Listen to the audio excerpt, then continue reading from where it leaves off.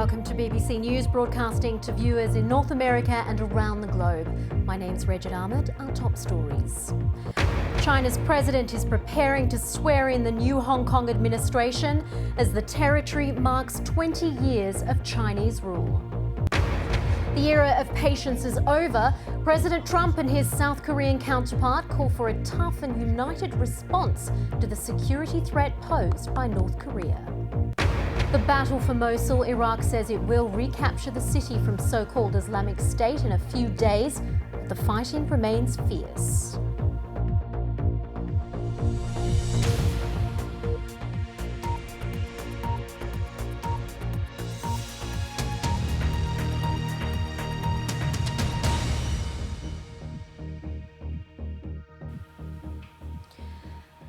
Well, welcome to BBC World News. We're going to take you straight to the live scene in Hong Kong, where you can see President Xi Jinping arriving for the inauguration of Carrie Lam. Now, Carrie Lam is the new chief executive of Hong Kong.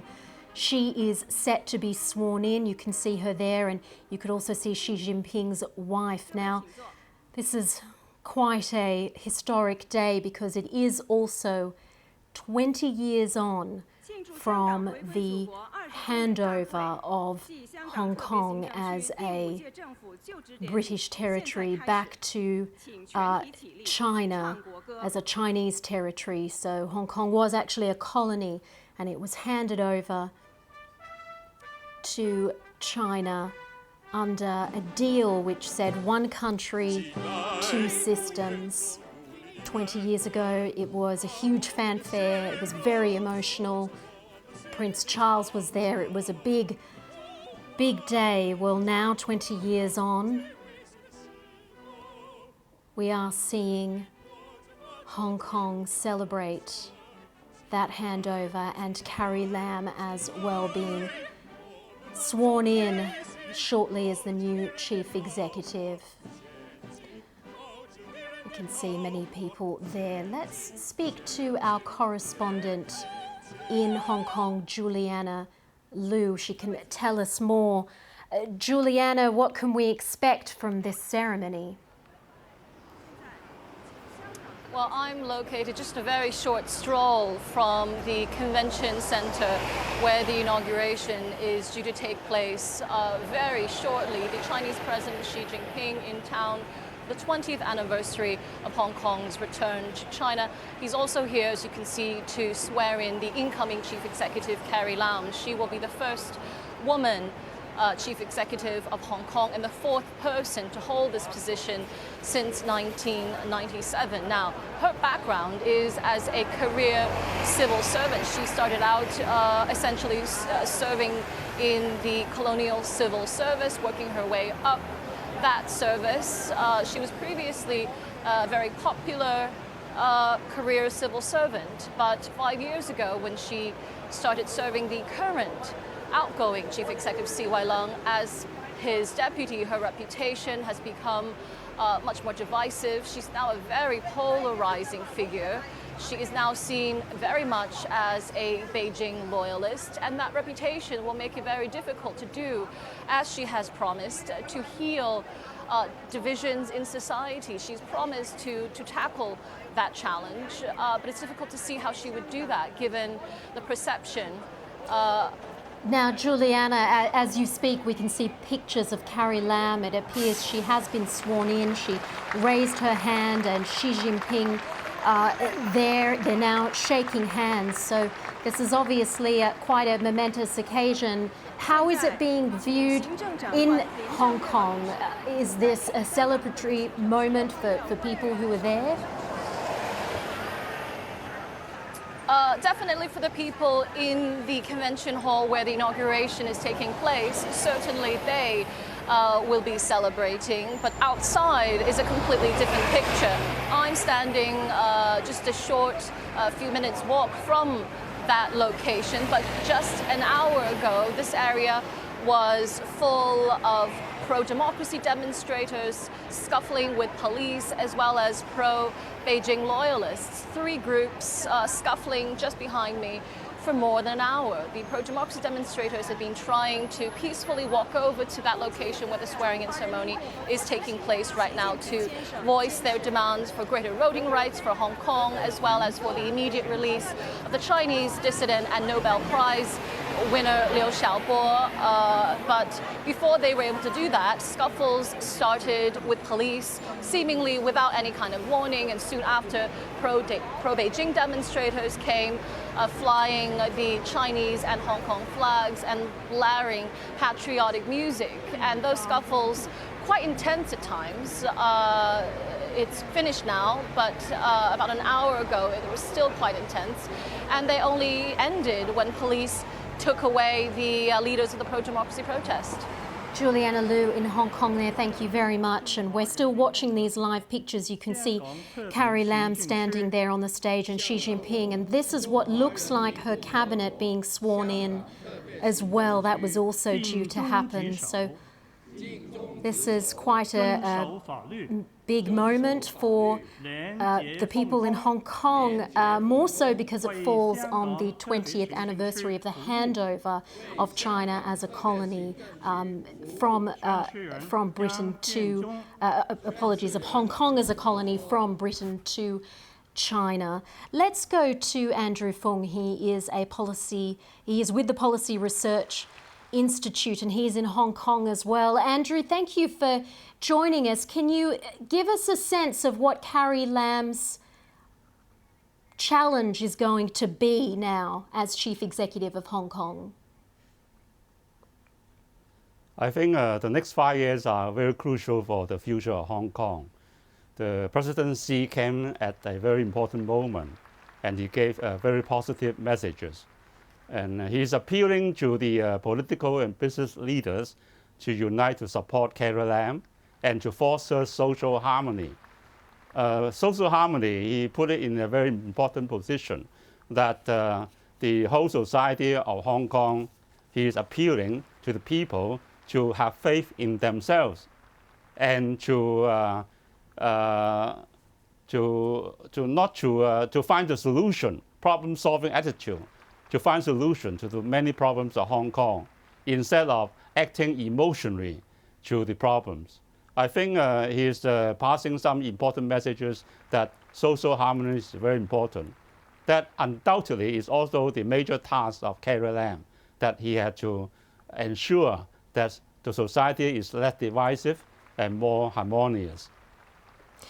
Presidency also said that There were, sorry, yes. Andrew, there were also conflicting messages because there was a statement out of China saying the one-party, two-systems deal is historical, that it's no longer relevant.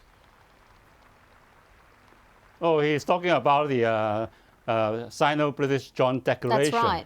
That because after 20 years, it had no practical meaning at the present time. So how committed then is Xi Jinping and China to the autonomous rule of Hong Kong, given those sorts of statements? But of course, because all the spirit and the major terms of the British Sino Joint Declaration are in the basic law. So at present, what the central government is saying is that we have the basic law as the safeguard of the one country, two system, while the declaration is 20 years ago. So of course it's an international agreement that I don't think the Beijing government is saying that we won't recognize the importance of the declaration.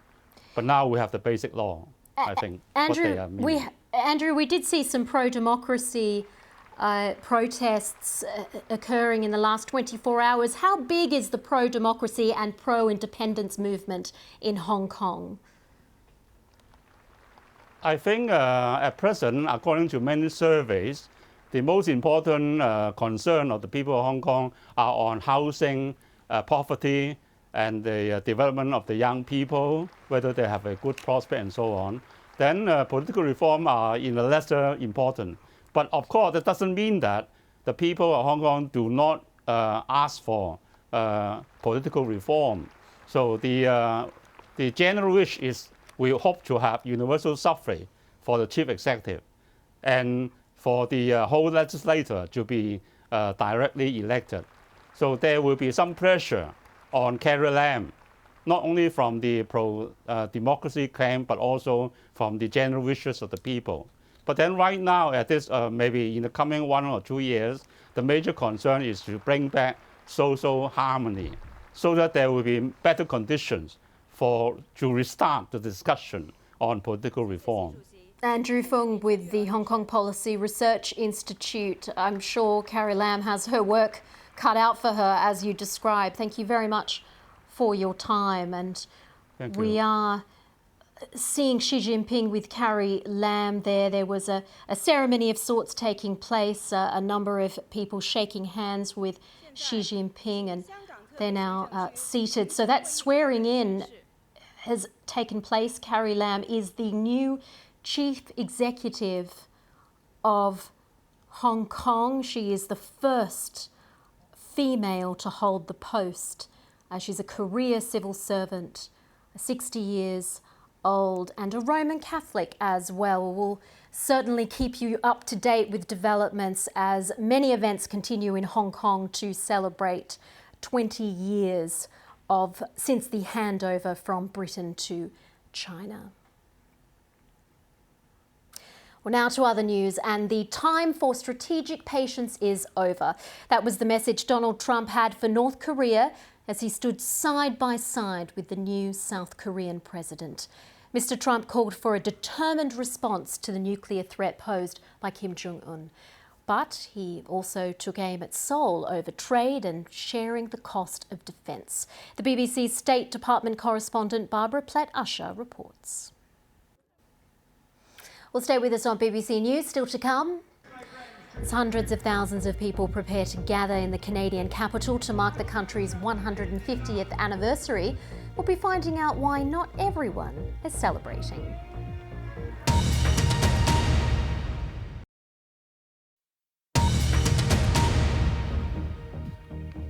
This is BBC News, the latest headlines. In the last few minutes, Hong Kong's newly appointed Chief Executive Carrie Lam has been sworn in by China's President Xi Jinping. She is the first woman to hold Hong Kong's top post. And the Chinese and Hong Kong flags have been raised in a ceremony to commemorate 20 years of Chinese rule in the former British territory. The Iraqi army says it will announce the recapture of Mosul from so-called Islamic State within the next few days. But for the moment, fighting remains fierce and the situation for civilians still trapped in the old city deteriorates further. Our correspondent Nafise Konavad has travelled to Mosul and spoken to families who fled the fighting after being used as human shields. Well, in New York, a gunman who opened fire at the city's Bronx Lebanon hospital has killed himself and one other person. The shooter, a former employee at the hospital, also wounded 6 others, 5 of them seriously. Police say he hid an assault rifle under a lab coat. Well, the mayor of New York called the incident a tragedy of the sort seen around the country, but this time it occurred in a hospital. Well, let's take a look at some of the other stories making the news. India is introducing sweeping tax reforms described as the biggest since independence 70 years ago. They will streamline and standardise existing tax rules on goods and services. Supporters say the move will create a unified single Indian market and help to tackle corruption. Opponents say many small businesses will struggle to cope with the new rules. Around 60 migrants are feared drowned after their boat sank off the coast of Libya. Around 80 survivors were brought to the Italian port of Brindisi, where they told aid workers about the disaster. On Wednesday, a senior EU official said the scale of migration across the Mediterranean is untenable, with around 10,000 people reported to have attempted the journey in the past few days. Football stars and celebrities have been arriving in the city of Rosario in Argentina for the wedding of its most famous son, the Barcelona player Lionel Messi. He is marrying his childhood sweetheart, Antonella Roccuzzo, with whom he has 2 children. Now, hundreds of thousands of people are expected to gather in the Canadian capital, Ottawa, on Saturday to celebrate the country's 150th anniversary. It's a nation that thrives on diversity and which welcomes tens of thousands of refugees every year. But not everyone is celebrating the country's milestone, as our chief correspondent Gavin Hewitt reports. Well, let's just take you back to the scene in Hong Kong, where we have been seeing a ceremony where Carrie Lam, the new chief executive of Hong Kong, has been sworn in. She's just giving a speech at the moment. Xi Jinping, the president of China, has been attending. It's his first visit to Hong Kong since becoming president, and he is believed to be leaving shortly after this particular ceremony. But there is going to be a day of lavish celebrations because Hong Kong is marking 20 years since the colony was handed over to China as a territory, and the deal was one country, two systems, and there's been much controversy around how much China has stuck to that deal, how much autonomy Hong Kong has. So there's a lot to come there. You're watching BBC World News. Much more coming up.